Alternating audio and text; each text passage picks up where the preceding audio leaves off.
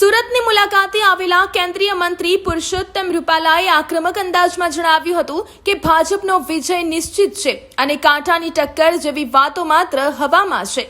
વિપક્ષ પર પ્રહાર કરતા તેમણે કહ્યું કે જેની પાસે પોતાની સિદ્ધિઓ જણાવવાનો સમય નથી તેવા લોકો પાયાવિહોણી વાતો કરે છે।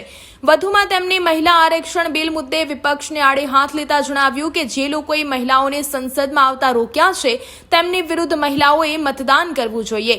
વિકાસના એજન્ડા સાથે તેમણે શહેરની જનતાને ભાજપના ઉમેદવારોને જંગી મતે જીતાડવા અપીલ કરી હતી। આ ટક્કરની વાતો લગભગ 10-15 વર્ષથી હાલે છે। કાંટો ક્યાંય આવ્યો નથી। ભારતીય જનતા પાર્ટીનો પ્રચંડ વિજય નિશ્ચિત છે। સર, જ્ઞાતિ જાતિનો કોઈ મતને લઈને કઈ રીતે અત્યારે જોવા પડી રહ્યું છે? ટિકિટની ફાળવણીમાં પણ ઘણી વખત જ્ઞાતિ જાતિ જોવા મળે છે।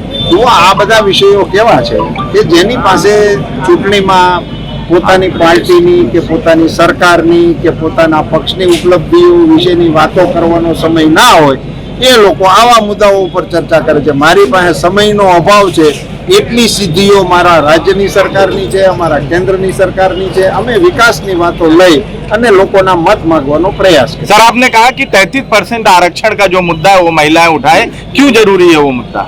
क्योंकि विपक्षों ने इनको पास नहीं करने दिया है, तो विपक्षों को महिलाओं को बताना चाहिए कि हमने इसलिए नहीं पास किया है। ये तो बड़ा जरूरी और महत्वपूर्ण मुद्दा है जो कि महिलाओं को विधानसभा में और लोकसभा में आने का प्रस्ताव था, उसको पारित नहीं किया है। वो किसने नहीं किया है लोगों को जानना चाहिए और महिलाओं को इसके खिलाफ वोट करना चाहिए। सर